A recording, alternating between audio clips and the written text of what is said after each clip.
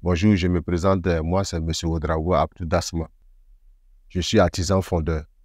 Bienvenue chez Sido.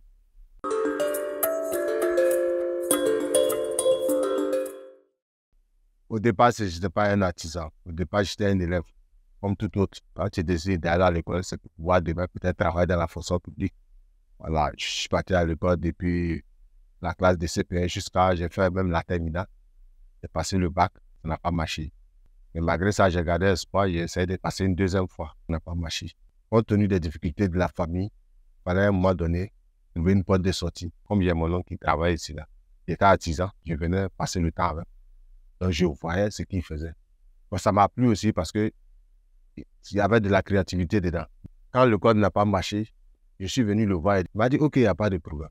J'ai appris jusqu'à ce qu'aujourd'hui, ça devient mon métier.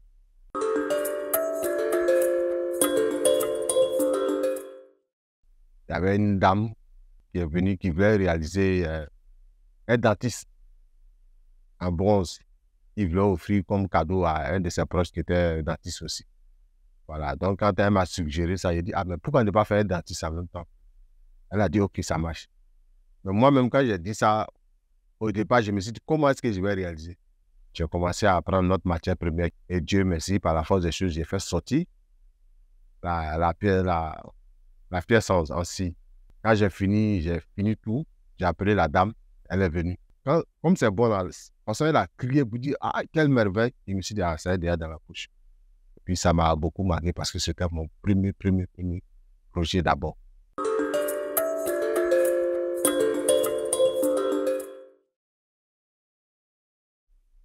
J'ai eu la commande avec mon formateur où le délai de livraison était d'une semaine. Donc là, mon formateur m'a dit, ah, la commande, on ne pourra pas faire parce que le délai.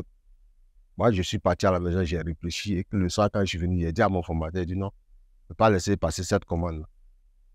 Il m'a dit, mais comment on fait? Appelle le client pour dire que c'est possible. On a commencé le travail. Mais il fallait trouver une solution pour pouvoir aller plus vite. Voilà. Parce qu'avant, quand on finit la maquette en scie, il fallait la tremper ça dans la terre glaise et puis après, il faut le laisser sécher au soleil. Donc, ça veut dire que ce jour-là, si tu as mis au soleil qu'il y a la pluie, c'est fini. Et dans nos recherches, on a vu qu'il y avait un système où on pouvait faire avec du plâtre. Il fallait expérimenter, il fallait essayer. Quand on a fondu, c'est raté. On a réessayé une deuxième fois. Quand on a fait, c'est raté encore. Donc lui-même, il était découragé. Il dit, Joe, quand c'est ça, c'est en train de nous faire perdre du temps. Moi, j'ai dit non. Il faut apprendre. On a essayé une troisième fois. On a essayé de mieux améliorer. Quand on l'a fait, la pièce est sortie. Quand on a vu que l'expérience marche, maintenant, on a essayé ça sur la commande du client. Et c'était une cinquantaine de pièces. On a trempé toutes les cinquantaines. La même chose. Le résultat était parfait.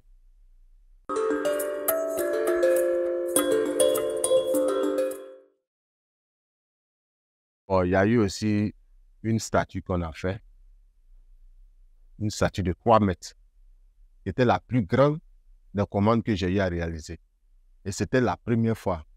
Donc là, honnêtement, j'avais peur. Puis c'est un travail, je ne pouvais pas le faire seul. Donc j'ai mobilisé des gens. On a commencé à faire la maquette de la statue. Et quand on a réussi à faire la maquette, le client est venu, il a vu. Il y avait des trucs à rectifier, on a rectifié. Mais une statue de 3 mètres, on ne pouvait pas la couler en une pièce. Il fallait la faire en pièces détachées. Et c'est là qu'il y avait le problème parce qu'on n'a jamais fait ce genre de choses. Dieu merci, avec l'expérience des doyens. Et quand on a coulé en différentes pièces, la CSS est sortie. Maintenant, il fallait trouver un système pour faire le montage, pour pouvoir former la pièce en une pièce. Voilà, il fallait trouver un spécialiste de la soudure du bronze. On a cherché dans tout Abidjan, on n'a pas eu. Il y a d'autres on a eu, mais qui ne pouvaient pas nous donner satisfaction. Et le prix qu'ils exigeaient, c'était trop pour nous. Donc, heureusement, on a un jeune ici, qui soudait nos bronzes, qu'on a fait venir. Lui, il nous a dit qu'il pouvait faire la soudure, mais malheureusement, avec ça, on avait toujours peur parce que c'était la première fois de faire une statue de 3 mètres. Quand il a fait, il a réussi. Quand il a réussi, nous, ça nous a donné le sommeil parce qu'à partir de ce moment, on voit qu'il y a un défi qui est en train d'être relevé. Et quand on a fini la pièce, quand le client est venu, il a tellement apprécié qu'au-delà même de ce qu'il nous devait, il nous a payé le double.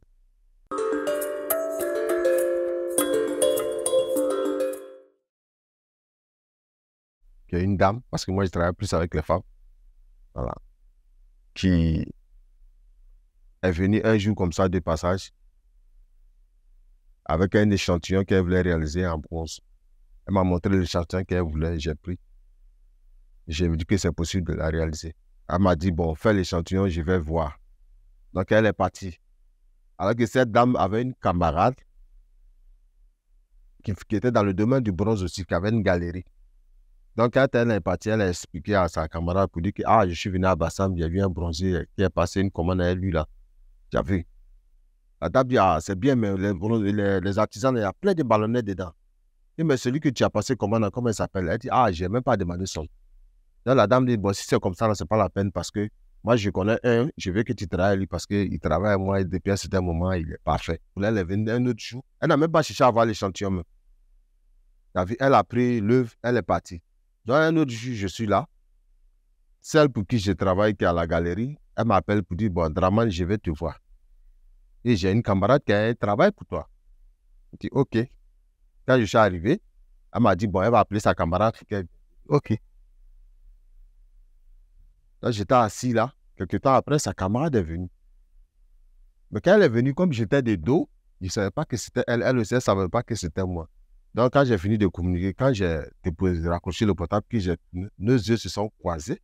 Il dit, mais c'est le même que j'avais donné la commande et puis tu m'as dit non, que les artisans ne sont pas bons de reprendre, que tu as ton artisan. Donc, la dame m'a dit, mais tu ne m'as pas donné son nom, donc je ne peux pas savoir que c'était lui. Donc, dans ça, la dame, ça l'a mis en confiance. Elle n'a même pas cherché à avoir l'échantillon, elle a passé directement à la commande. C'est une histoire qui m'a beaucoup touché.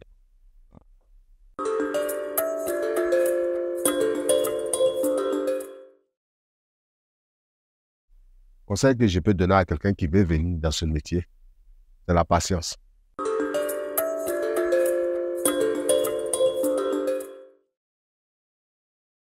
Franchement, c'est la révélation même. Grâce à Sido, aujourd'hui, le métier est en train de prendre une autre dimension.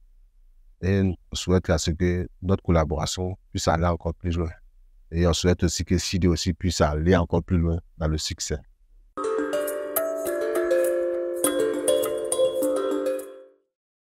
Bien sûr, parce que pour que tu puisses satisfaire la clientèle, il faudrait que tu aies une bonne formation. Une formation est toujours bienvenue.